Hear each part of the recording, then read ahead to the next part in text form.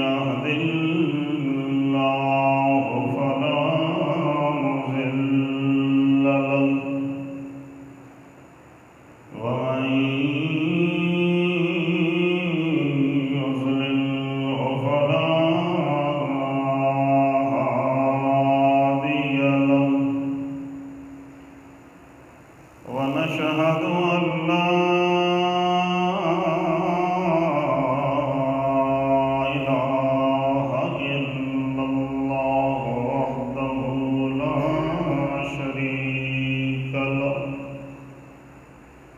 ونشهد أن محمدًا عبده ورسوله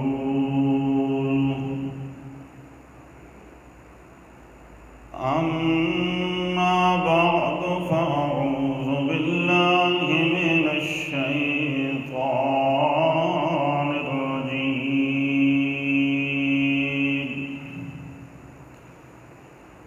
بسم الله الرحمن الرحيم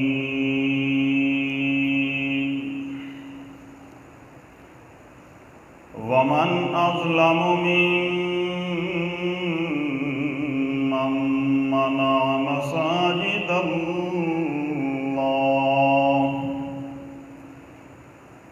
أن يذكر فيها اسمه وسعى في خرابها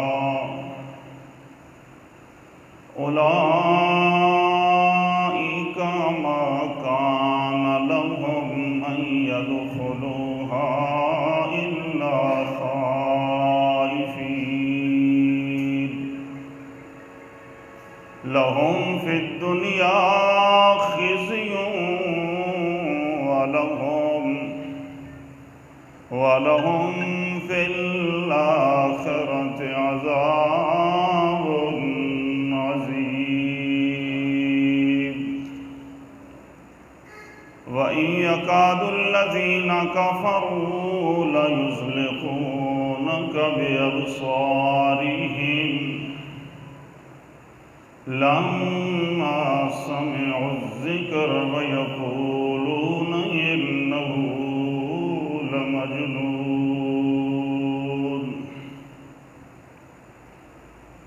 اللهم اجعلني برحمتك عبدا شكورا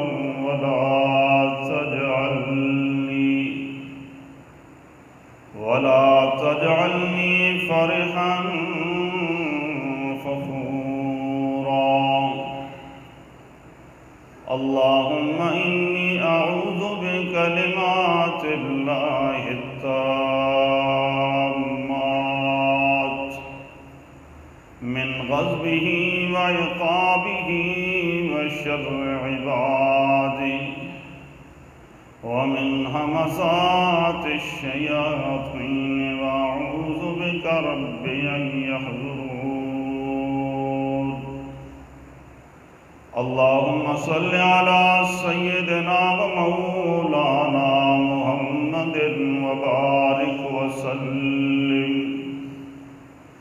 ثم صل عليه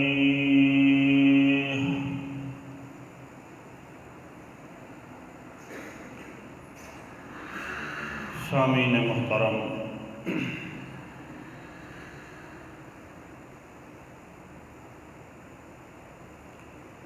قرآن کریم کی سورۃ البقرہ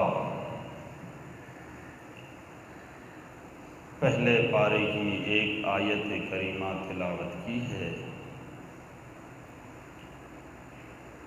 پروردگار کے دربار لا یزال میں انتہائی عاجزی ذلت کے ساتھ دعا ہے، میری زبان سے وہ ذات وہی کلمات نکلوائے جو خلق خدا کی رہنمائی کا ذریعہ بنے، میری اور سامعین کی نجات کا سبب بن جائے۔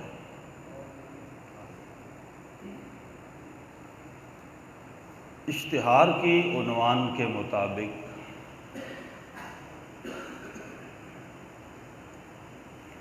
آج کے درس کا عنوان ہے اخلاق اور اخلاص۔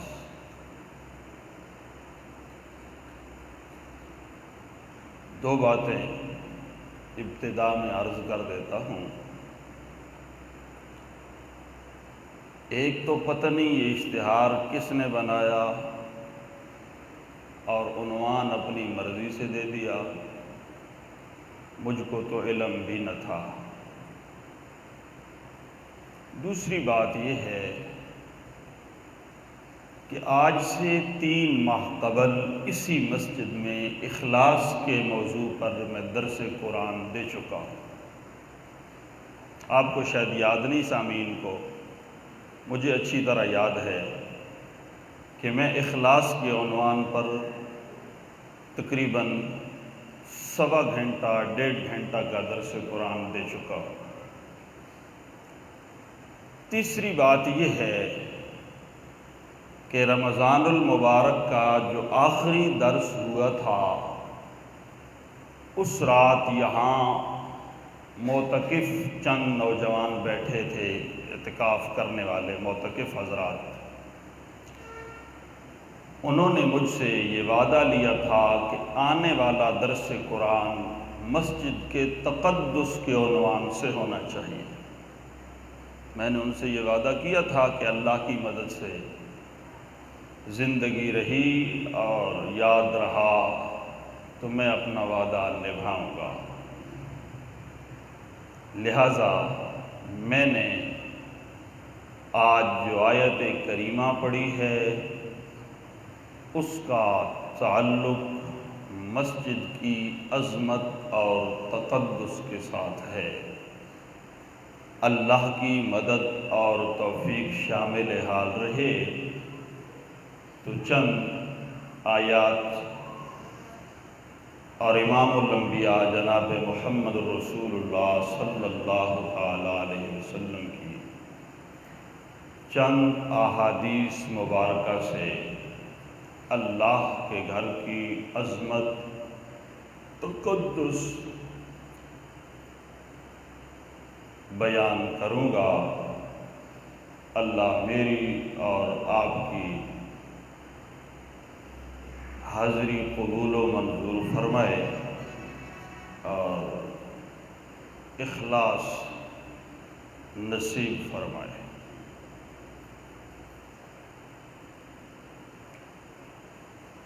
جو احباب مستقل ہمارا درس قرآن سنتے چلے آ رہے ہیں انہیں معلوم ہے کہ رب العالمین نے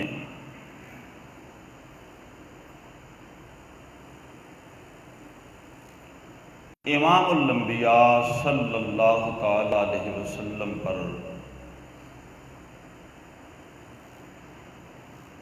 5واں اعتراض کرنے والے لوگوں کو اعتراض کا جواب دے کر انہیں جھڑکیاں دینا بھی شروع کی، انہیں ڈانٹا بھی ہے، انہیں ڈپٹ بھی پلائی ہے کہ تم میرے محبوب صلی اللہ تعالی علیہ وسلم پر بے جا اعتراضات کیوں کرتے ہو، میرے محبوب سے بے جا سوال کیوں کرتے ہو۔ پھر انہیں ڈانٹ پلائی کہ تم حسد کیوں کرتے ہو، پھر انہیں ڈانٹ پلائی کہ تم جھوٹا دعویٰ کیوں کرتے ہو، اور آج رب العالمین انہیں ایک اور ڈانٹ اور جھڑکی دے رہے ہیں کہ میرے گھر میں رکاوٹ کیوں بنتے ہو، میرے گھر کو ویران اور برباد کرنے کی کوششیں کیوں کرتے ہو۔ 3 باتیں تو میں نے ابتدا میں عرض کی اور ایک چوتھی بات بطور لطیفہ بھی آپ سے عرض کرتا جاؤں۔ بڑی مدت پہلے کی بات ہے، میں نے ایک مرتبہ درس قرآن دیا تو بعد میں مسجد کے اندر لوگ لڑنے لگ گئے۔ کیوں بھائی، انہیں کیا ہوا؟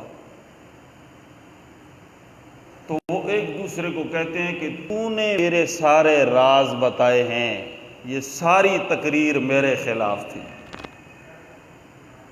دوسرا کہتا ہے میں نے کب بتلائے ہیں بھائی، میں تو ان کو جانتا ہی نہیں ہوں، میری تو ان سے ملاقات ہی نہیں ہے۔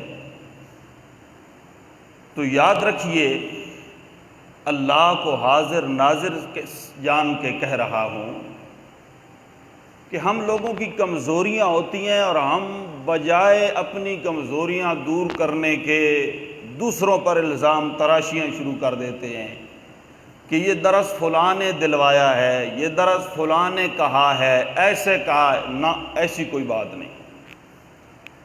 مجھے کسی نے کچھ نہیں کہا، صرف نوجوانوں نے یہ کہا تھا کہ آنے والا درس مسجد کے تقدس پر ہونا چاہیے۔ اگر میں، آپ یا کوئی بھی ہمارے سامعین میں سے ایسا آدمی جس کی یہ کمزوری ہو، وہ اپنی کمزوری چپکے سے دور کرے۔ واویلا شور کرنے کی ضرورت نہیں، دوسرے پر الزام لگانے کی ضرورت نہیں ہے۔ یہ تو وہی بات ہوئی نا جس طرح بڑے بوڑھوں سے سنا ہے کہ اندر رکھیں تو اپنی، باہر نکالیں تو سب کی۔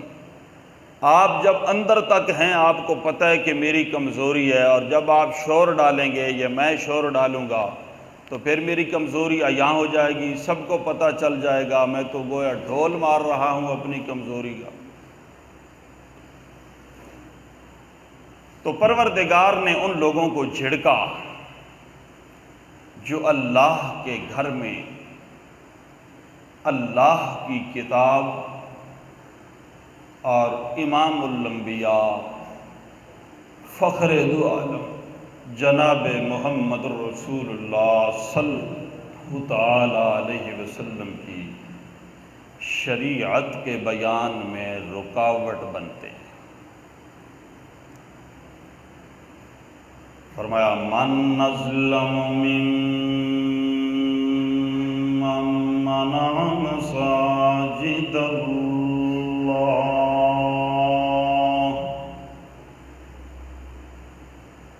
سامعین ذرا سوچئے،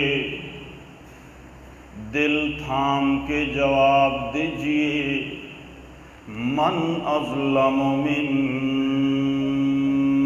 منع مساجد اللہ،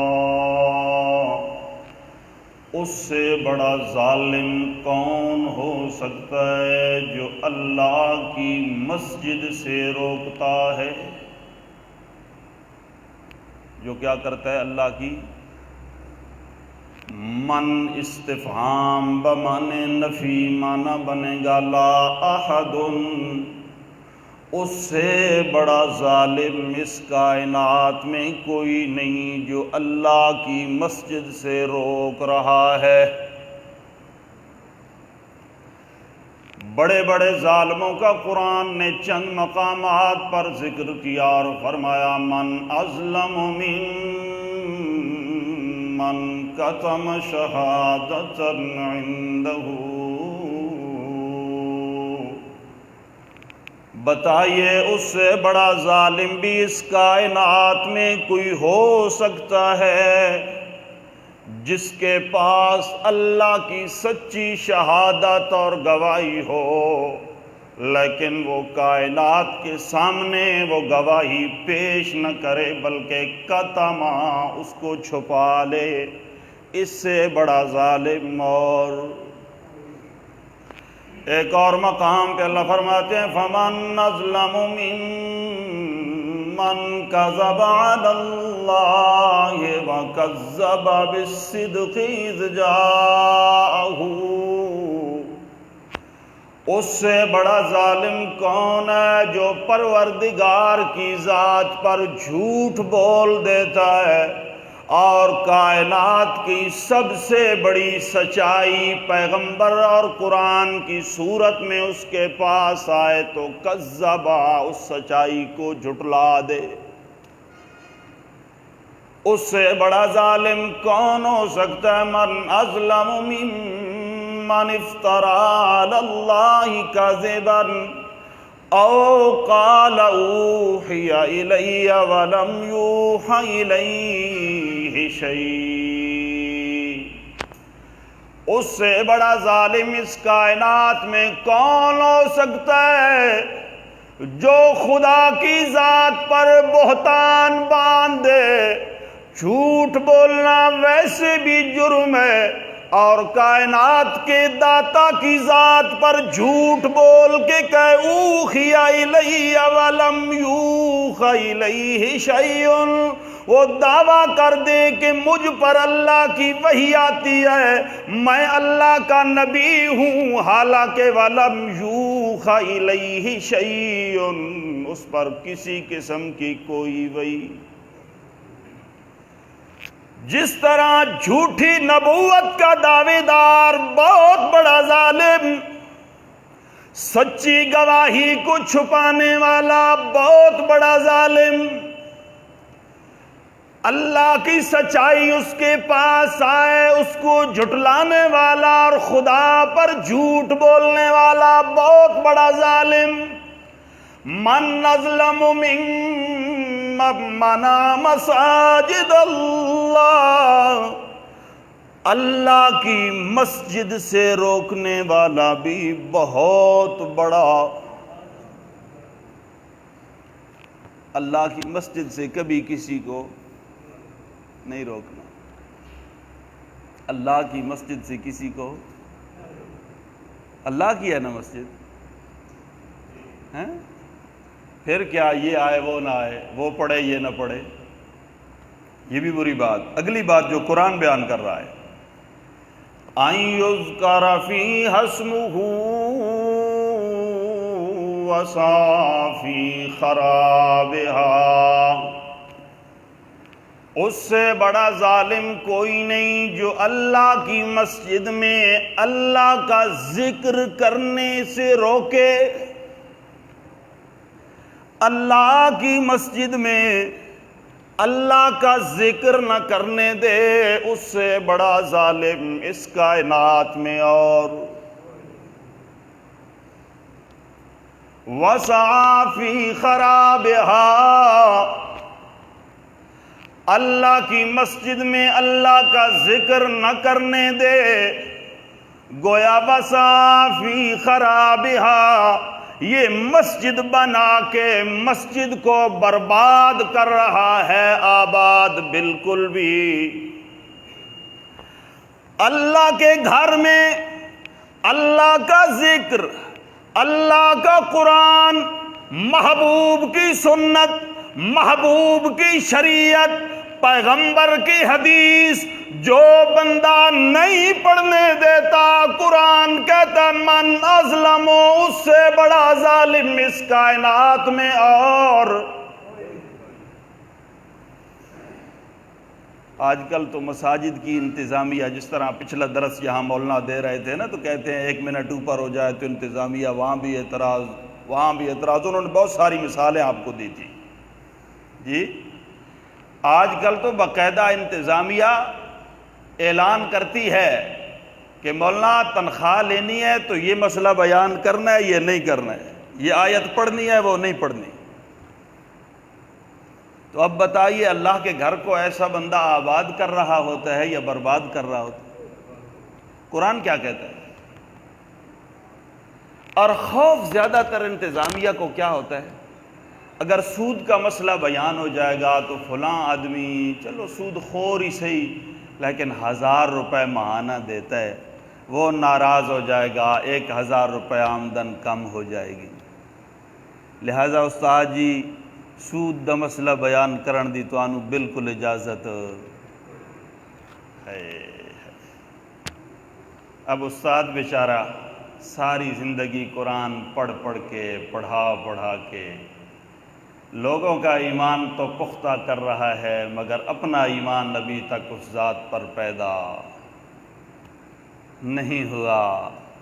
پیٹ پہ ہاتھ مار کے کہتا ہے یار ویسے بھی مولوی لوگوں دیا ڈھڈاں بڑیاں بڑیاں ہوندیاں نے، پیٹ بھی ساتھ ہے، کیا کروں؟ اللہ کہتے ہیں واہ واہ۔ جیسے وہ بچپن سے ایک لطیفہ سنتے چلے آ رہے ہیں نا، ایک جٹ آدمی نے کہیں بھول کے چلا گیا مسجد میں جمعہ پڑھنے کے لیے۔ مولوی صاحب نے کہا جو آدمی اللہ کا نام لے کر دریا میں چھلانگ لگائے پار ہو جاتا ہے۔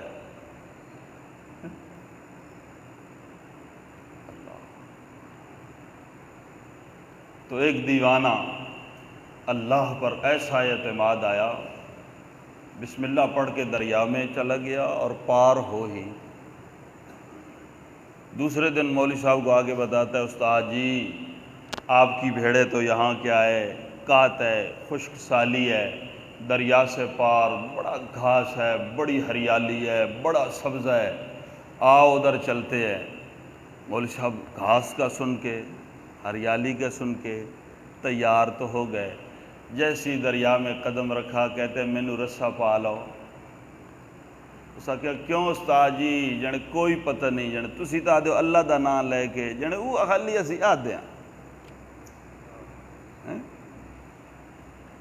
تو ساری زندگی لوگوں کا ایمان بنانے والا اپنا ایمان اس قدر کچا ہے، کہتا ہے چلو جی ٹھیک ہے، اللہ کا قرآن تو کہتا ہے سود خور حرام خور، سود حرام، سود خور اللہ سے جنگ کرنے والا، مگر مجبوری ہے، میرے ساتھ بھی پیٹ لگائے، بیوی بچے ہیں، چلو جی انتظامیہ کی مان لیتے ہیں، اور پھر دل کو تسلی دیتا ہے گناہ میرے تے تو نہیں آنا، انتظامیہ تے آنا ہے۔ بعض لوگوں کو مسئلہ پتہ ہوتا ہے نا، یہ پکی بات ہے، آپ دل سے پوچھیں، مسئلے کا پتہ چل جائے لیکن اندر ایک چیز وہ رکھے ہوتے ہیں، اور پھر اپنی تسلی کے لیے کسی حافظ سے، حافظ صاحب تسی بھی پڑھے ہوئے ہو ذرا یہ مسئلہ انجی نہیں جنج میں سمجھا سکنا، یار پتہ تو کوئی نہیں پر توں آدھا پیانتا انجی ہو سی، وہ ابھی اپنے دل کو تسلی دے دیتے تھے کہ نہیں میں نے حافظ صاحب سے پوچھا ہے، 30 پاروں کا آخر حافظ ہے، ویسے تو نہیں ہے۔ یہ بس طفل تسلی جسے کہتے ہیں نا وہی بات ہوئی، دل کو تسلی دینے والی بات ہے، ورنہ حقیقت وہی ہے جو رب کا قرآن اور مصطفیٰ کی زبان بیان کر رہی ہوتی ہے۔ اللہ کا قرآن کہتا ہے ان الذین یکتمون ما انزلنا من البینات والہدی من بعد ما بیناہ للناس فی الکتاب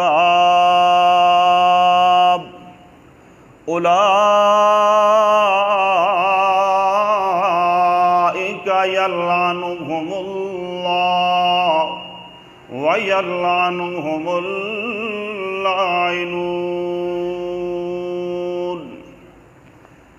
میں نے ایک مسئلہ اپنی کتاب میں بیان کیا، جتنا بڑا مفتی کہلوائے، جتنا بڑا عالم کہلوائے، اگر وہ مسئلہ چھپا لے، اللہ فرماتے ہیں دنیا تو خوش ہو جائے گی، انتظامیہ تو 2000 تنخواہ بڑھا دے گی، خوش ہو جائے گی، مگر میں رب کی بھی ایسے بندے پر لعنتیں شروع ہو جائیں گی، کائنات کے ذرے ذرے کی اس پر لعنتیں۔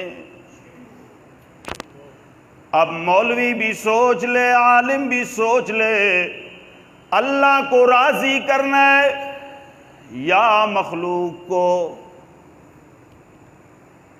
انتظامیہ بھی سوچ لے، مسجد کے تعداد بڑھانی ہے یا خدا کو؟ نہیں سمجھ آ رہی؟ چلو میں دوسری آیت پڑھتا ہوں، تفصیل آ جاتی ہے، میری زبان سے شاید نہ سمجھ آ رہا ہو، قرآن کی زبان تو سمجھتے ہیں نا انشاءاللہ۔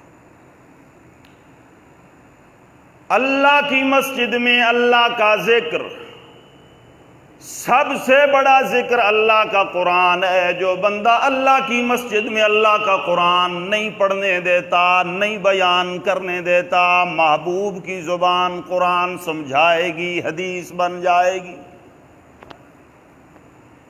کیونکہ میرے پیغمبر نے پیشن گوئی فرمائی تھی، آخری زمانہ آئے گا، کچھ لوگ صرف قرآن قرآن کریں گے کہ ہم سوا قرآن کے کوئی نہیں مانتے۔ ایاکم، میں پیغمبر تمہیں وصیت کرتا ہوں کہ ایسے لوگوں سے بچ کے رہنا۔ قرآن تب تک سمجھ آتا ہی نہیں جب تک میں پیغمبر کی زبان تمہیں سمجھائے گی۔ لِتُبَيِّنَ لِلنَّاسِ مَا نُزِّلَ إِلَيْهِمْ، میرا پیغمبر جن کی طرف میرا قرآن آیا یہ عربی دان ہے، لیکن اس کے باوجود جہاں انہیں قرآن سمجھ نہ آئے، لِتُبَيِّنَ، آپ اپنی زبان مقدس سے اس کی تفصیل کر کے بیان کر کے انہیں سمجھایا کریں۔ اللہ کے محبوب جب اپنی زبان مقدس سے قرآن کی تفسیر کرتے ہیں، وہ تشریح کرتے ہیں تو وہ حدیث بن جاتی ہے۔ جو بندہ اللہ کی مسجد میں اللہ کا ذکر، اللہ کا قرآن، پیغمبر کا فرمان نہیں پڑھنے دیتا، اللہ کریم فرماتی ہیں وَسَعَىٰ فِي خَرَابِهَا، ایسا بندہ اللہ کی مسجد کو برباد کر رہا ہے۔ جتنے بھی تعداد بڑھا لے، چندہ بڑھا لے، انتظامیہ لوگوں کو خوش کر رہی ہے، اگر اس لیے کوئی بندہ مسجد بناتا ہے تو خدا کا قرآن اسے کہتا ہے بالکل بھی مسجد نہ بنائے، بالکل بھی مسجد۔ کون مسجد بنائے پھر؟ کیا شرائط ہونی چاہیے مسجد بنانے والے کے لیے؟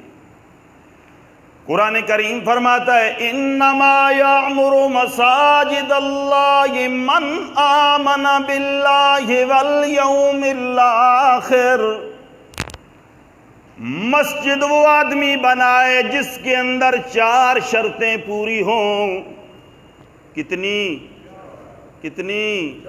یہ سبق ہے، یاد کریں، یہ چسکے والی تقریر نہیں ہے کہ آپ واہ واہ کر کے اٹھ جائیں۔ انما یامر مساجد اللہ، پکی بات ہے اللہ کی مسجد وہ لوگ بنائیں جن کے اندر 4 شرطیں ہونی چاہیے۔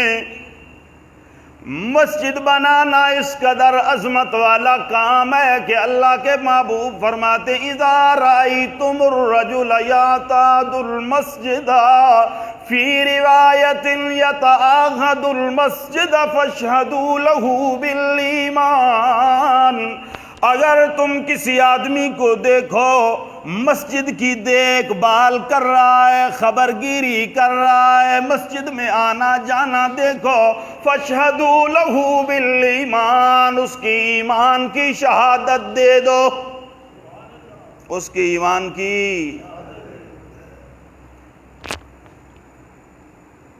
اچھا بتائیے یار، ایک بات بتائیے، جس آدمی کو چرچ میں جاتے دیکھو کیا شہادت دو گے؟ کس مذہب سے تعلق رکھتا ہے؟ جس آدمی کو گردوارے میں جاتے، مندر میں جاتے دیکھو، گردوارے میں جائے تو سکھ، مندر میں جائے تو، جس آدمی کو مسجد میں آتے دیکھو تو اللہ کے محبوب کیا گواہی دو؟ اس کے اندر کیا ہے؟ ایمان موجود ہے۔ اگر ایک آدمی کو آپ کہیں بھی جاتے نہ دیکھو تو اسے کیا کہو گے؟ ایک آدمی کو آپ کہیں بھی جاتے نہ دیکھو، نہ اسے مسجد میں دیکھو، نہ چرچ میں دیکھو، نہ مندر میں دیکھو، اسے کیا کہو گے؟ نہیں سمجھ آئی؟ اچھا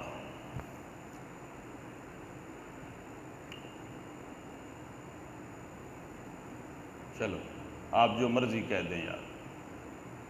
ایک مرتبہ طیب طاہری حافظہ اللہ تعالی نے ایک بڑی خوبصورت مثال دی تھی۔ کہتے ہیں ایک آدمی اس کا بیٹا حافظ قرآن بنے یا بیٹا جوان ہو، اس کی شادی کرے، مہمانوں کو دعوت دے، اپنے عزیز و اقارب کو دعوت دے، ان کا کھانا بنائے، عورتوں کے لیے علیحدہ حال تیار کرے، مردوں کے لیے علیحدہ حال تیار کرے، ایک کے اوپر مردانہ دوسرے کے اوپر زنانہ لکھ دے، آٹومیٹک جو اس کے مہمان آئیں گے مرد مرد والے حال میں چلے جائیں گے، عورتیں عورتوں والے۔ لیکن ایک آدمی آپ دیکھیں کہ وہ کبھی مردوں والے حال کے سامنے جاتا ہے، کبھی عورتوں والے حال کے سامنے جاتا ہے، اس سے حال کی انتظامیہ پوچھتی ہے بھائی تو کیوں نہیں جا رہا اندر؟ کبھی ادھر جاتا ہے کبھی ادھر، وہ کہتا ہے ادھر جاؤں تو عورتیں لکھی ہیں، ادھر جاؤں تو مرد لکھے ہیں، میں کچھ بھی، میں ان دو میں سے، اب میرے لیے تو مسئلہ بن گیا کہ میں کدھر جاؤں۔ مسئلہ ہے اس بندے کے لیے، مسئلہ اس بندے کے لیے ہے جو کہیں بھی نہیں جا رہا۔ جی مندر میں جائے گا تو کل موت کے بعد وہ ہندو سمجھ کے اس کی لاش کو جلا دیں گے، ان کا مذہب ہے۔ مسجد میں جائے گا تو وہ مسلمان سمجھ کے اس کی لاش کو کیا کر دیں گے؟ دفنائیں گے۔ ہائے ہائے، ایک مرتبہ کسی ہندو نے سوال کر دیا نا ایک مسلمان کہ ہم اپنی لاشوں کو جلاتے ہیں آپ دفناتے ہیں، تو انہوں نے فرمایا ہمیشہ کچرا جلایا جاتا ہے اور خزانہ دفنایا جاتا ہے۔ اصول ہے کہ کچرے کو جلا دیا جاتا ہے، خزانے کو دفنا دیا جاتا ہے۔ لیکن جو آدمی کہیں بھی نہیں جا رہا، اب اس کی لاش کو جلائیں دفنائیں کیا کریں گے؟ مشکل معاملہ ہے نا۔ لیکن اللہ خوش رکھے اس مولوی کو، اور میں کہتا ہوں اللہ خوش رکھے انتظامیہ مسجد کی، جو مولوی کا پیٹ بھرتے ہیں۔ مولوی صاحب کہتے ہیں ہماری تنخواہ پوری کرو، آپ مسجد میں آؤ تب بھی ہم کھڑے ہو کے کہیں گے اللہم اغفر لحینا، نہ آؤ تب بھی کہیں گے اللہم اغفر لے۔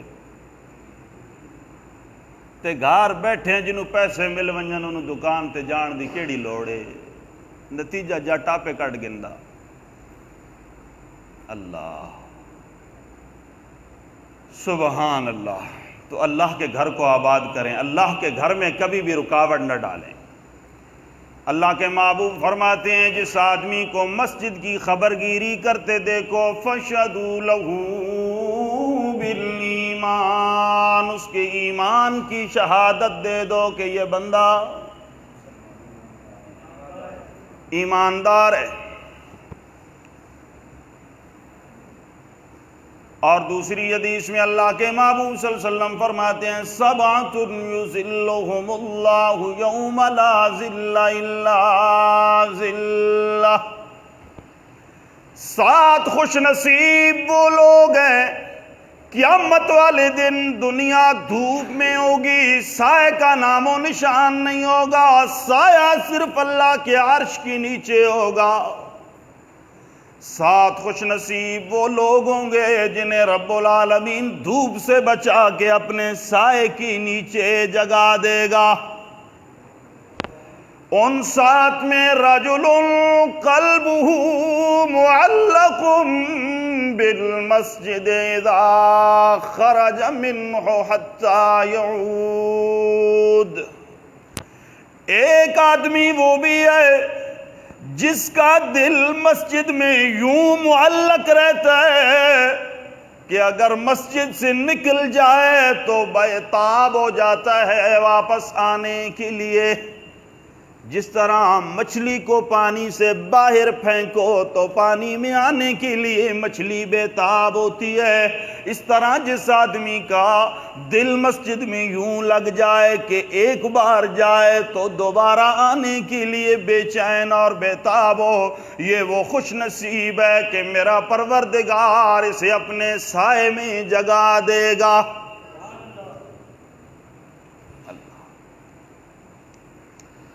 من بنا للہ مسجدا یبتغی بہ وجہ اللہ بنى اللہ لہ مثلہ فی الجنہ، بخاری شریف۔ جو بندہ اس دنیا کے اندر خدا کی مسجد بنائے، اللہ کا گھر بنائے، رب العالمین جنت میں اسی جیسا ایک محل اس کے لیے تیار کرتے ہیں۔ صحابہ کرام عرض کرتے ہیں اللہ کے محبوب، ہر بندے کو تو یہ جرت اور طاقت نہیں ہوتی کہ وہ خدا کا گھر بنائے۔ اللہ کے محبوب فرماتے ہیں من غدا الی مسجد نوراخا اعد اللہ لہ منزلۃ فی الجنۃ کلما غدا اوراہا۔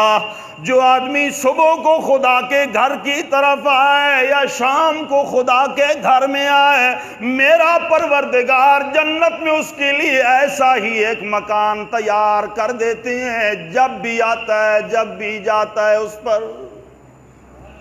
بنا تو نہیں سکتے، آ تو سکتا ہے نا ہر بندہ بنا نہیں سکتا، آ تو آنے پر بھی رب نے انعام رکھا، وہی مکان اور وہی منزل میرے پروردگار نے تیار رکھی۔ آؤ گے نا اللہ کی مسجد میں؟ کتنے وقت؟ انشاءاللہ۔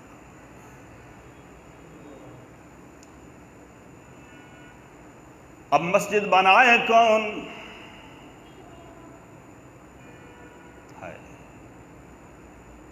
مسجد کی عظمت اس قدر اونچی۔ ایک مسجد تو یہ ہے نا جس میں ہم بیٹھے ہیں فرض نماز کے لیے، ایک مسجد اور بھی ہے، ایک مسجد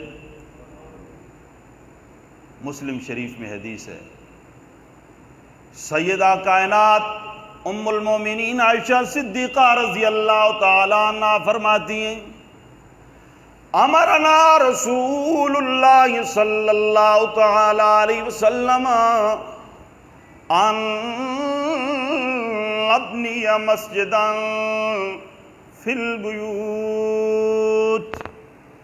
اللہ کے محبوب نے ہمیں حکم دیا کہ جب اپنا گھر تیار کرو تو گھر میں چھوٹی سی مسجد بھی تیار کیا کرو۔ آج کے مسلمان کو پتہ ہی کوئی نہیں، غلطی میری ہے، میں نے بتانا ہے نا، مسلمان کی غلطی تو نہیں ہے، ایسی ہے نا؟ اللہ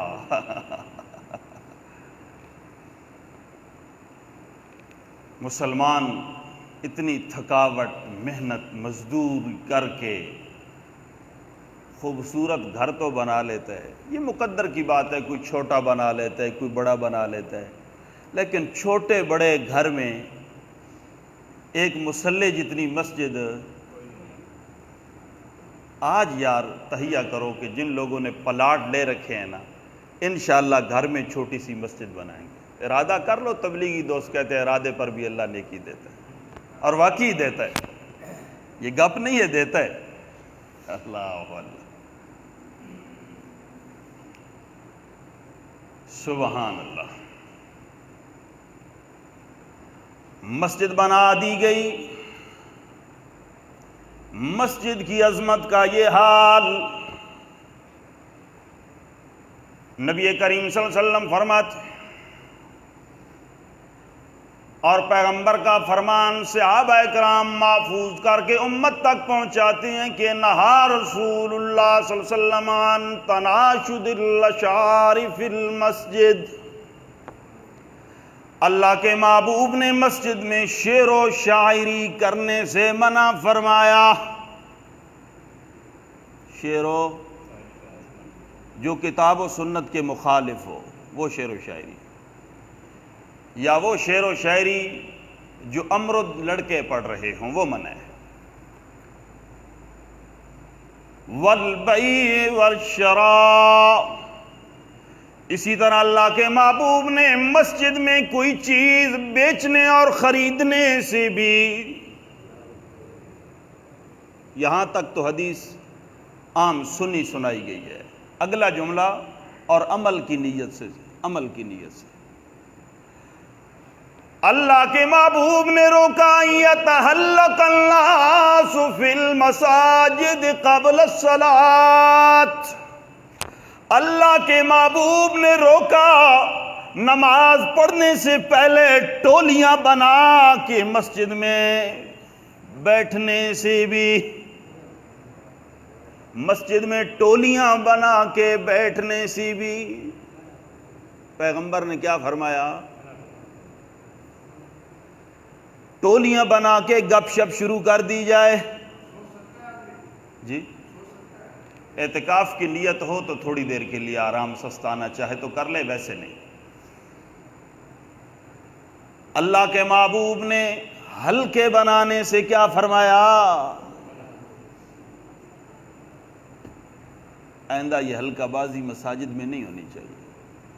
ہماری عادات ہوتی یہ ہیں کہ دکاندار ایک سائیڈ پہ، وپاری ایک سائیڈ پہ، مستری ایک سائیڈ پہ اپنی اپنی روداد لے رہے ہوتے ہیں مسجد میں۔ اللہ کے محبوب نے اس سے منع فرمایا۔ کس نے منع فرمایا؟ کسی دیوبندی بریلوی عالم کا فتویٰ ہوتا تو آپ بے شک نہ مانتے۔ یہ کس کا فتویٰ ہے؟ جو دیوبندیوں، بریلویوں اور کائنات کے محبوب ہیں، جناب محمد مصطفیٰ صلی اللہ، یہ ان کا فتویٰ ہے۔ اور ان کا فتویٰ نہ ماننے والے کو کیا کہتے ہو؟ ان کے فتوے رد کرنے والے کو کیا کہتے ہو؟ بولو نا ذرا، باہر تے بڑے فتوے لاندے ہو یار، گستاخ کہتے ہو نا۔ اور ہے بھی وہ واقعی گستاخ جو محبوب کا فتویٰ نہیں مانتا۔ اللہ، مگر یہاں اپنے پیر، اپنے اکابرین، اپنے علماء، ان کے فتووں کو چھوڑا نہیں جاتا، محبوب کے فتوے کو اپنایا۔ مجموعی طور پہ مسلمانوں کی یہ حالت ہے، اور یہ قابل اصلاح حالت ہے، اس کی اصلاح کی اشد ضرورت ہے۔ اللہ، ایک دوسری حدیث میں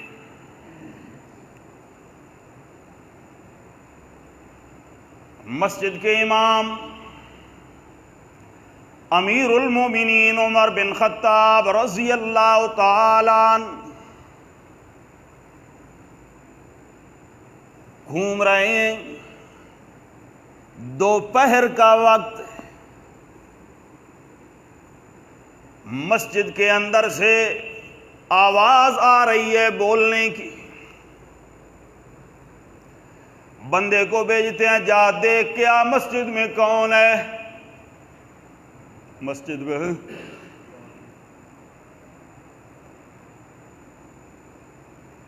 جی امیر المومنین، دو بندے موجود ہیں، آپس میں گپ شپ کر رہے ہیں۔ کیا کر رہے ہیں؟ فرمایا بلا کے لے آؤ۔ امیر المومنین کی عدالت میں دو بندے حاضر ہوئے تو پہلا سوال کیا، من انتما، من این انتما، تم ہو کون اور علاقہ کون سا تمہارا، کدھر سے آئے ہو؟ وہ کہنے لگے ہم طائف سے تعلق رکھتے ہیں۔ کہاں سے؟ حافظ صاحب تھوڑا سا جاگ کے بیٹھے، بس ختم کرنے لگا ہوں، تھوڑا سا جاگے انشاءاللہ۔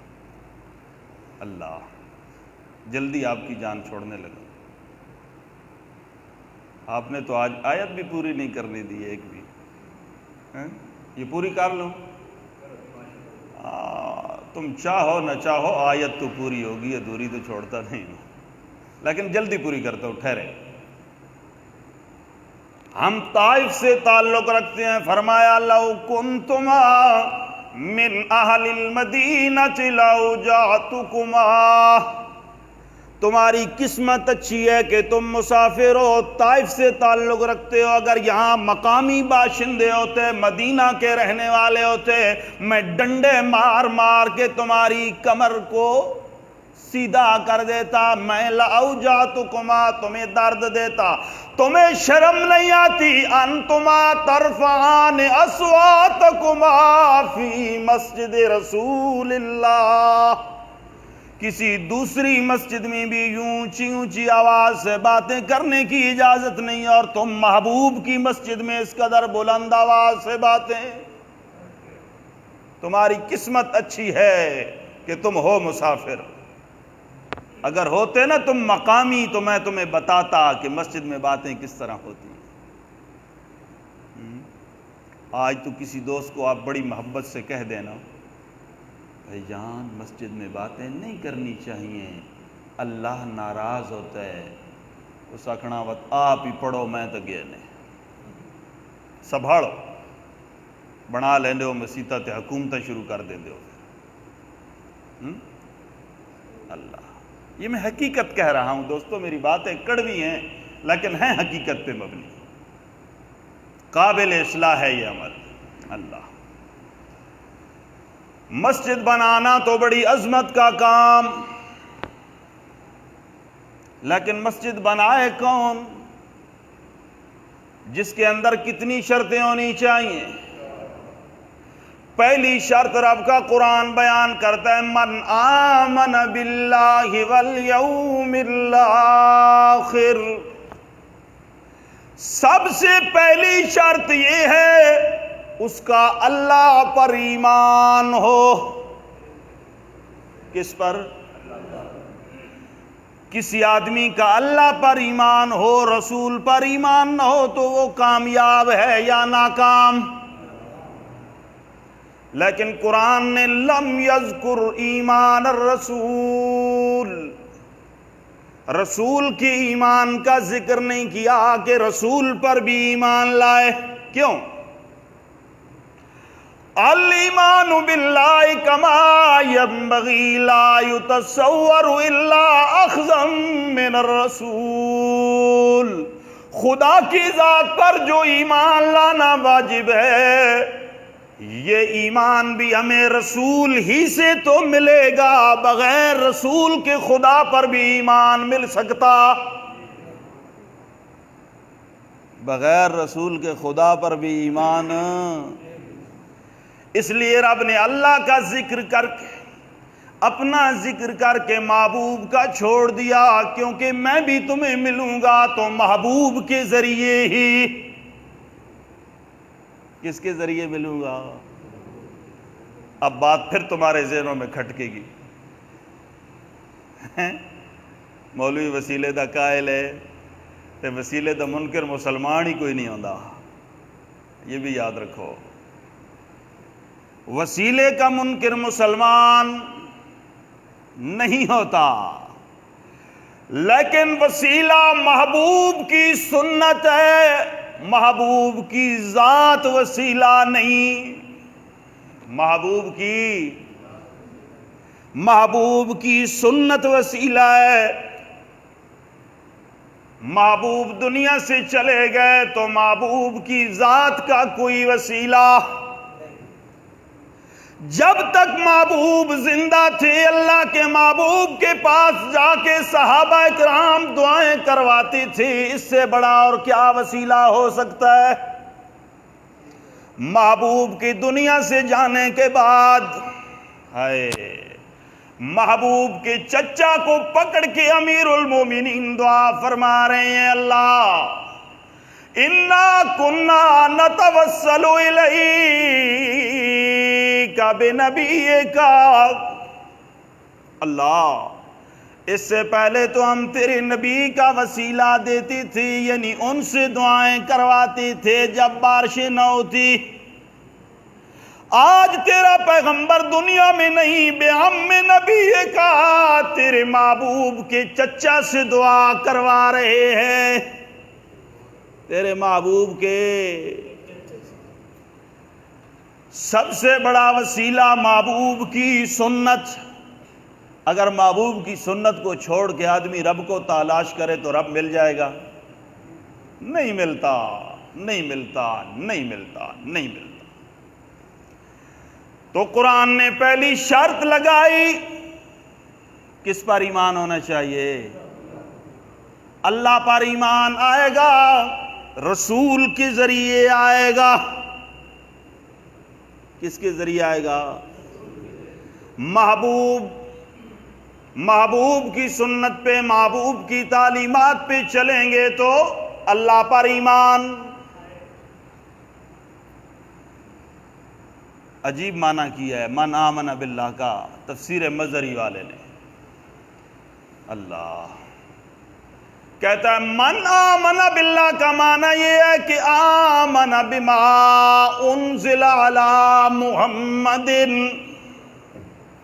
اللہ کے محبوب پر رب کی جو شریعت بھی اتری اسے مان جائے تو ایسا بندہ کیا کر سکتا ہے؟ مسجد بنا سکتا ہے۔ کیا کر سکتا ہے؟ اگر محبوب کی شریعت کو آدھی کو مانے آدھی کو، ایسے کو اجازت ہے؟ قرآن نہیں دیتا اجازت۔ اور یہاں تو جو ساری کو نہ مانے اسے کہاں اجازت؟ سنیے اللہ کا قرآن، ما کان للمشرکین ان یعمروا مساجد اللہ،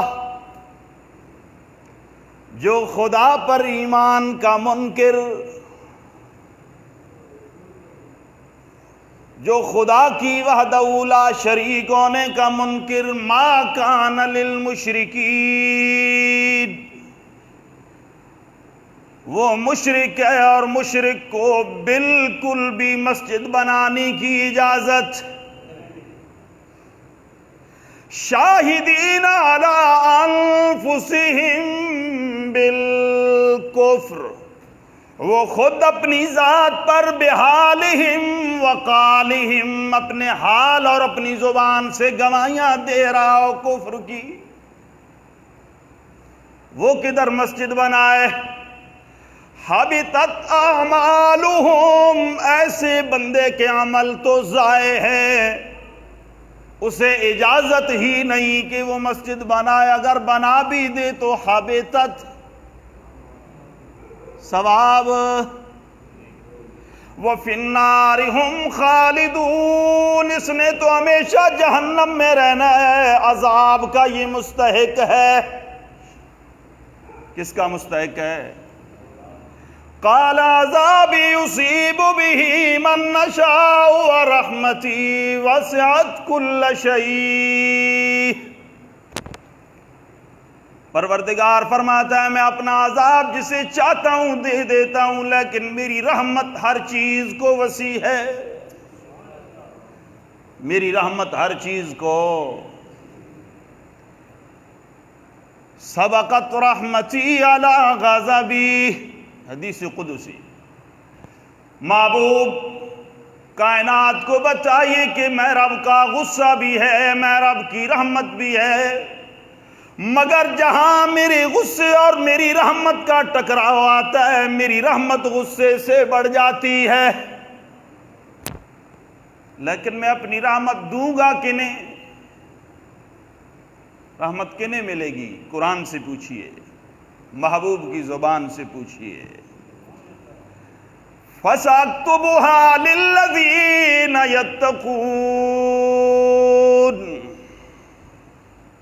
وہ کسے ملے گی؟ جس کے اندر کیا ہوگا؟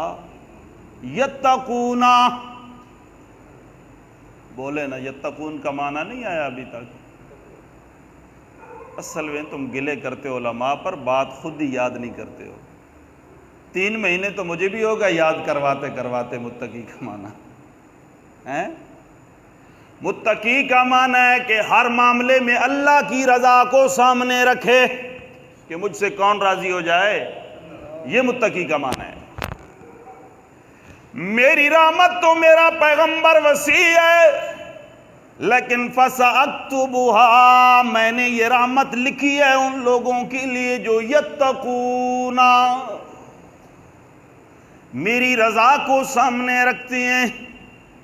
وہ مسجد بناتے ہیں تو سامنے میری رضا ہوتی ہے، وہ اپنے مردے کو دفن کرتے ہیں تو سامنے میری، وہ اپنی اولاد کی شادیاں کرتے ہیں تو سامنے میری، وہ اپنا کاروبار کرتے ہیں تو سامنے میری، یتقون ویؤتون الزکوٰۃ، رحمت انہیں ملتی ہے جو زکوٰۃ بھی کیا دیتے ہیں، زکوٰۃ بھی۔ اللہ، دیکھیے روزہ رکھنا بھی بڑا آسان ہے یار، نماز پڑھنی بھی بڑی آسان ہے، لیکن اپنا حق حلال کا مال راہ خدا میں دینا یہ انتہائی مشکل کام ہے، یہ بڑا مشکل ہے۔ سوچے دل پہ ہاتھ رکھ کے، ایسی ہے، سوچے، اپنے دل سے پوچھئے، دل سب سے بڑا مفتی ہے، آپ کو بتائے گا کہ واقعی یہ کام کیا ہے، مشکل ہے۔ اللہ فرماتے ہیں یؤتون الزکاۃ والذین ھم بآیاتنا یؤمنون، اور تیسری صفت اس بندے کے اندر یہ ہونی چاہیے، جتنا بھی جذباتی لیکن میری آیات آ جائیں تو یؤمنون، اپنے آپ کو جھکا لے، میری آیات کے سامنے سر تسلیم خم کر لے تو اسے میری رحمت ملا کرتی ہے۔ یار میرے اور آپ کے یا کسی اور مسلمان کے جذبات عمر سے زیادہ ہو سکتے ہیں؟ کوئی دنیا کا آدمی عمر سے زیادہ بہادر ہو سکتا ہے رضی اللہ تعالی؟ نہیں نا، اتنا جلالی، اتنا بہادر، اتنا دلیر، اتنے جذبے والا، لیکن فرمایا کان وقافا عند کتاب اللہ، عمر کے سامنے رب کا قرآن پڑھا جائے کہ عمر رب کا قرآن یوں کہتا ہے تو عمر وہیں خاموش ہو جاتا۔ میں اور آپ ایماندار، میرے اور آپ کے سامنے رب کا قرآن، محبوب کا فرمان، اللہ، اپنے ایمان کی دوستو خبر لیجئے، خدا شاہد ہے، خدا شاہد ہے، مجھے اور اپنے آپ کو اپنے ایمان کی بڑی خبر لینے کی ضرورت ہے۔ ہمارا ایمان بالکل بالکل وہ دریا کے کنارے دریا چلتے چلتے کیا کہتے ہو، کدھی کھائی، جسے قرآن کہتا ہے الا شفا جرف نہار، گرنے والی کھائی جس کو نیچے سے پانی کاٹ کے لے جاتا ہے، اوپر سے کھڑی ہوتی ہے، الا شفا جرف نہار، ہم اس کھائی کے اوپر کھڑے ہوئے، نتیجہ یہ نکلے گا فنہار بہ فی نار اللہ۔ اللہ کریم ایک اور مقام پہ فرماتے ہیں یہ لوگ اللہ کی مسجد سے روکتے ہیں، ما کانوا اولیاءہ ان اولیاءہ الا المتقون، حالانکہ یہ مسجد کے متولی نہیں ہے، یہ مسجد کے متولی ان اولیاءہ الا المتقون، مسجد کی تولیت کے لیے پیسے کا ہونا ضروری، بہادری کا ہونا ضروری، الا المتقون، تقوی کا ہونا، مسجد کی تولیت کے لیے تقوی کا ہونا، جی پہلی شرط اللہ کا قرآن کہتا ہے من آمن باللہ والیوم الآخر، دوسری شرط وَأَقَامَ الصَّلَاةَ، وہ آدمی نماز کا بھی پابند ہو، کس کا پابند ہو، کس کا، جی مسجد کا ممبر انتظامی کمیٹی میں وہ آدمی ہونا چاہیے جس کا ایمان بھی ہو، ایمان تو الحمدللہ سب کا ہے، لیکن اقام الصلاۃ قرآن کہتا ہے وہ نماز کا بھی، تبلیغی جماعت والے دوست بتاتے ہیں نا کہ ادھر سندھ کی طرف جاؤ نا، مسلمانوں کی حالت زار یہ ہے اللہ کہ مساجد میں کئی کئی فٹ لمبا گھاس، اور بعض مساجد میں بھینسیں اور جانور مرے ہوئے نظر آتے ہیں۔ ہم جا کر وہاں صاف کرتے ہیں تو اہل محلہ ان سے کہا جاتا ہے تو وہ کہتے ہیں بھائی ہماری اتنے ماہ پہلے بھینس گم ہوئی تھی، ہمیں تو پتہ ہی نہیں کدھر گئی، تو ہم جا کر وہ مسجد سے اس کی ہڈیاں نکالتے ہیں۔ ہائے ہائے، یہاں مسلمان لڑ رہا ہے، ادھی ہوندی تے ادھی نہیں ہوندی، اللہ سبحان اللہ۔ اللہ کی مسجدوں کو آباد کیجئے میرے بھائیوں، اس سے پہلے کہ ہم آباد کرنا بھی چاہیں تو آباد ہو جی۔ اچھا، جب کورونا آتا ہے پھر ہماری حفاظت کی خاطر حکومت اعلان کرتی ہے کہ مسجدوں میں نہ جائیے، اس ترتیب سے جائیے۔ پھر تو ہم کہتے ہیں بڑے افسوس کے اب تو نہیں ہے نا، اب ہم کتنا مسجد میں آتے ہیں؟ سوال ہے نا، سوچنے کی بات ہے، لمحہ فکری ہے، اب ہم کتنا مسجد میں آ رہے ہیں؟ ناراض نہ تھیو تو ایک اور بھی آکھی ونجا تو خالد ناراض ہونے ہی کوئی نہیں ہیں۔ اللہ، چلو یار نہیں کہتا، ناراض ہو نہ جاؤ۔ یہاں میں نے ایک کمزوری دیکھی ہے جی، نوجوان طبقے میں زیادہ تر درس قرآن شوق سے سنتے ہیں لیکن نماز سے غافل رہتے ہیں۔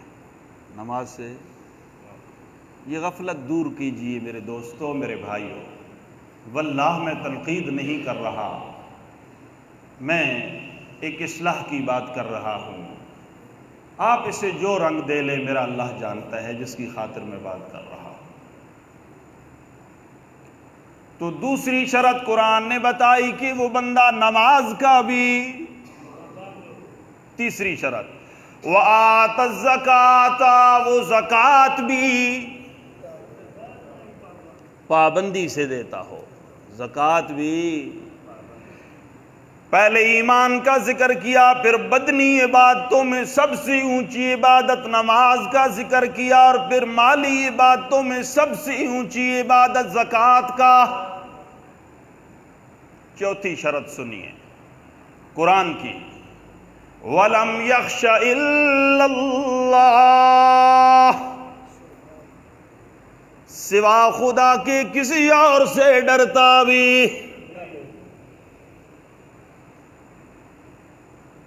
مسجد بنائے،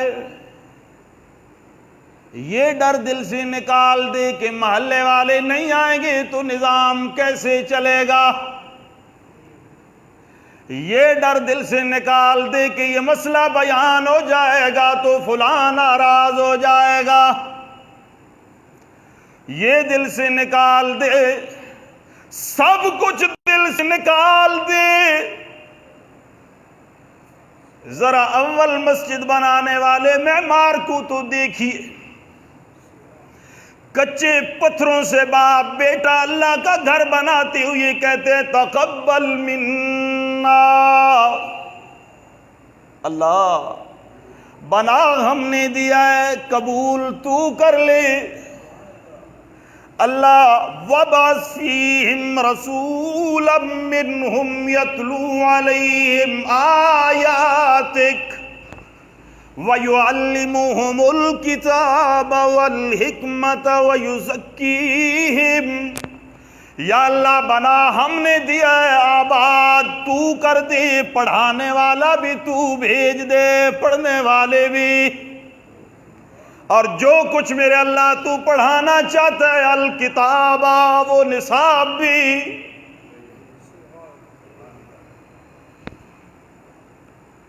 رب نے ان کی دعا قبول کی یا نہیں کی؟ کی نا، لیکن ہمیں شیطان کہتا ہے کہ وہ تو اللہ کے تھے نیک، ہم ہیں گناہگار، ہم کیا ہیں؟ رب کہتا ہے میرا تو قانون ہے کہ میں اپنے اور پیاروں کو تو رلا رلا کے دیتا ہوں، لیکن جو گناہگار میرے در پہ آتا ہے میں کہتا ہوں کہ بدظن کرنے والے دشمن اس کے ساتھ بہت لگے ہوئے ہیں، میں تو اس کی جلدی سن کر قبول کرتا ہوں کہ کہیں سے مجھ سے بدظن ہو ہی نہ جائے۔ لگانے والے اپنا زور لگا رہے ہیں اس پر، شیاطین چمٹے ہوئے ہیں۔ اللہ کہتے ہیں لم یخش الا اللہ، سوا اللہ کے کسی سے لم یخش الا اللہ کا معنی کیا؟ لم یترک، اللہ کے دین کا مسئلہ کسی کے خوف کی وجہ سے نہ چھوڑے، اللہ کے دین کا مسئلہ کسی کے خوف کی وجہ سے، چار شرطیں اگر بندے کے اندر یہ موجود ہیں تو اللہ کریم فرماتے وہ مسجد بنا لے، اور مسجد بنانے کے بعد مسجد میں اللہ کا ذکر،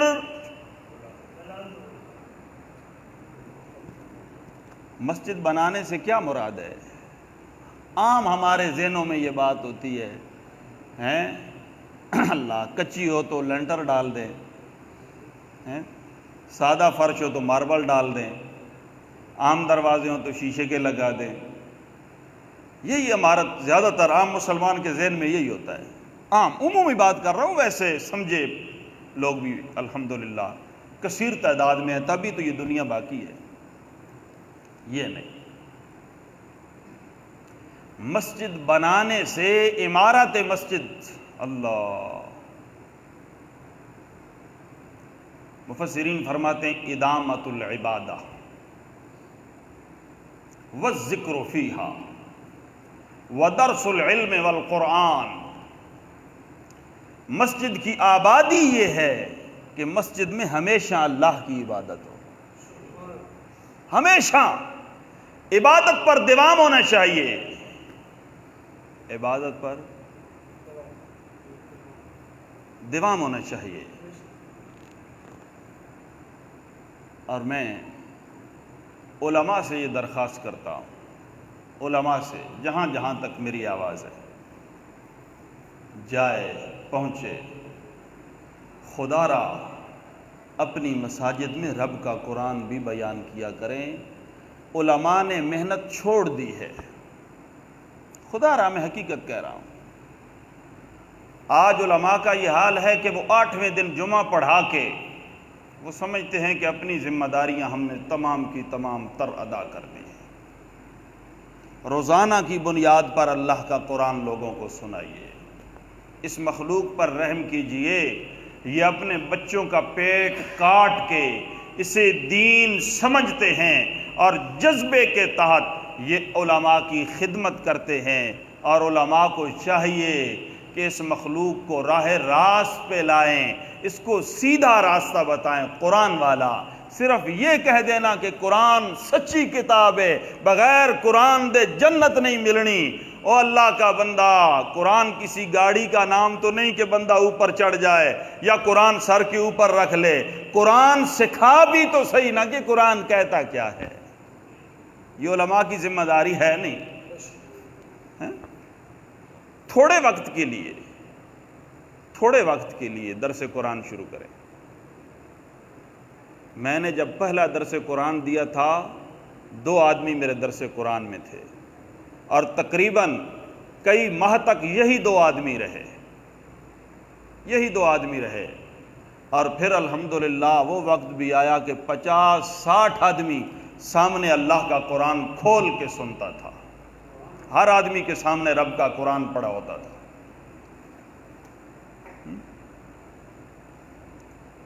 چھوٹی بنیاد پہ درس قرآن شروع کیجیے۔ یہ کہنا دوستو آسان ہے کہ میرا شیخ القرآن کہتا تھا 100 بندہ ہوئے تاویں ہوا تقریر تے 1 بندہ ہوئے تاویں، جس دڑے تو آنو 1 بندے نو سنانی پئی نہ پھر میں ویکساں جس داڑے بغیر سپیکر نے مولوی نو کرنی پئی نہ اس دن پتہ لگ سی ہے انجے آنکھ دینا تو بڑا آسان ہوتا، الحمدللہ یہ کوئی مشکل نہیں ہے، کر کے دکھانا مشکل ہوتا ہے۔ اللہ تو ہمیشہ عبادت، کچھ وقت کے لیے محفل سجانا یہ درست نہیں، تھوڑا ہو روزانہ کی بنیاد پر ہو۔ اللہ کے محبوب صلی اللہ علیہ وسلم کا فرمان ہے کہ اللہ کو محبوب ترین وہ عمل اور وہ عبادت ہے جو تھوڑی ہو لیکن دائمی ہو۔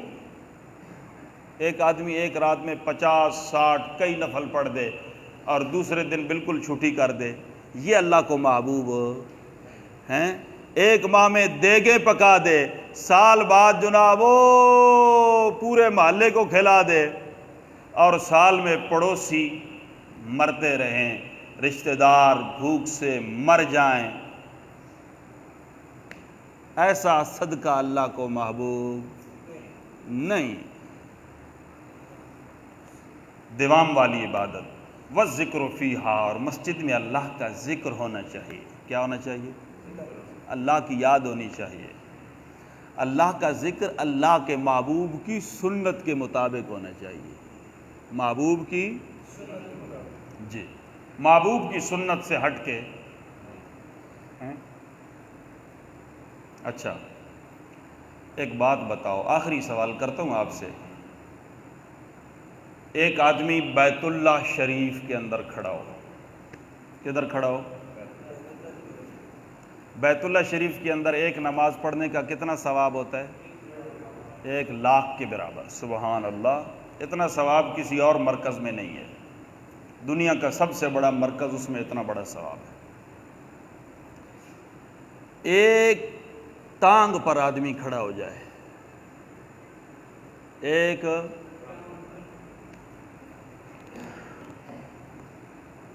ساری رات کھڑے ہو کے، بلکہ ساری زندگی آپ کہہ دیں یار، آدمی اسی حالت میں کھڑے کھڑے کہتا رہے لا الہ الا اللہ، لا الہ، ساتھ محمد الرسول اللہ نہ کہے، بغیر محمد الرسول اللہ کہتے ہوئے یہ بندہ دنیا سے چلا جائے، تو آپ کیا سمجھتے ہیں کہ اس کی موت اسلام پر آئی یا بغیر اسلام کے مر گیا؟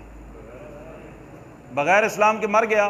بالکل آپ نے ٹھیک جواب دیا، کیونکہ لا الہ الا اللہ کا اقرار کرتا رہا، محمد الرسول اللہ کا اقرار نہیں کیا۔ اور آدمی اگر نماز اذان شروع کرے نماز کے لیے اللہ اکبر سے، تو اسے کہاں ختم کر دیتا ہے؟ لا الہ، ساتھ محمد الرسول اللہ کیوں نہیں کہتا؟ کہنا چاہیے؟ نہیں کہنا چاہیے۔ کیوں؟ محبوب نے نہیں کہا۔ محبوب نے جو اذان دلوائی وہ اللہ اکبر سے شروع ہوئی، لا الہ الا اللہ پہ، وہاں لا الہ الا اللہ نہ کہے تو بغیر اسلام کے مر جائے، یہاں لا الہ الا اللہ کہہ دے تو گناہگار ہو جائے۔ ہیں محلے وچ ایک عام جہا بندہ، اس بھی بھج کے آونا، اس آکھنا او ہو آج کے جی اذان ہوندی پئی مسیتی، بھول تو نہ ہو گئے، کہ نویں بندے اذان دیتی ہے، لا الہ الا اللہ تو اگاں چلا گیا، نال محمد الرسول اللہ پہ پڑھ دئی۔ تو مسجد کی عمارت، مسجد کی آبادی یہ ہے کہ ہمیشہ اللہ کی عبادت ہو اور ہمیشہ ہو، دائمی ہو، اللہ کا ذکر ہو، درس العلم والقرآن، قرآن کا بھی درس ہو اور علم کا بھی درس ہو، علم کا بھی۔ لوگ کہتے ہیں اطیع اللہ و اطیع الرسول، دو ہی اصول، اطیع اللہ و اطیع الرسول۔ اطیع اللہ اطیع الرسول وہ تو ٹھیک ہے، لیکن درس العلم، فقہ، سمجھنا بات، یہ کس چیز کا نام ہے جی؟ تو مسجد میں درس و تدریس ہونی چاہیے، مسجد میں اللہ کا قرآن پڑھا جانا چاہیے، اللہ کا قرآن سمجھایا جانا چاہیے، محبوب کا فرمان پڑھا جانا چاہیے، محبوب کا فرمان سمجھایا جانا چاہیے۔ اگر یہ کام کوئی آدمی مسجد میں نہیں کرنے دیتا، رب کا قرآن کہتا ہے وہ رکاوٹ بن رہا ہے، اور رب کی مسجد میں رکاوٹ بننے والے سے بڑا ظالم اس کائنات میں اور خدا را میں آپ سے ہاتھ جوڑ کے کہتا ہوں، اور جہاں جہاں تک میری آواز جائے، خدا را خدا را خدا را اللہ رسول کے مسئلے سے علماء کو روک کے پابند کر کے نہ اپنی آخرت برباد کریں نہ علماء کی آخرت برباد کریں۔ اللہ رسول کا مسئلہ بیان کرنے کی عالم کو کھلی چھٹی ہونی چاہیے کہ ٹھیک ہے ساری باتیں اپنی جگہ، مگر جہاں اللہ رسول کی بات آ جائے ہم اللہ رسول کے سامنے اپنا سر جھکانے والے ہیں۔ اللہ جو کچھ کہا ہے اس پر عمل کرنے کی توفیق عطا فرمائے۔ بات لمبی ہو گئی، اللہ بس کہنا قبول فرمائے۔ یہ ہمارے بھائی جان ہیں، یہ بتا رہے تھے کہ میں نے وہ گردے کا آپریشن کروایا ہے، سٹڈ ڈلوائے ہیں، دعا کا خصوصی طور پہ کہہ رہے تھے، ان کے لیے بھی دعا فرما دیں، اور دیگر جو بیمار حضرات ہیں ان کے لیے بھی دعا فرما دیں، وطن عزیز کے لیے بھی دعا فرما دیں کہ اللہ وطن عزیز کو اندرونی بیرونی تمام خطرات سے محفوظ فرمائے، اللہ اسلام کا بول بالا فرمائے، دشمن کا منہ کالا فرمائے۔ اللہم اشف مرضانا و مرضى المسلمین، اللہم اشف مرضانا و مرضى المسلمین، اللہم اشف مرضانا و مرضى، اللہم اغفر لنا وللمؤمنین والمؤمنات والمسلمین والمسلمات الاحیاء منا والاموات، ربنا هب لنا من ازواجنا وذرياتنا قرة اعین واجعلنا للمتقین، اللہم اصلح عبادک وبہیمتک وانشر رحمتک۔ اس کے حق سے اللہم انا عبید وابنہ، اللہم اجعل القرآن ربیع قلوبنا ونور صدورنا ولا تجعل ذهاب همنا، انا نسألک الہدی والتقی والعفاف سبحانک اجمعین برحمتک یا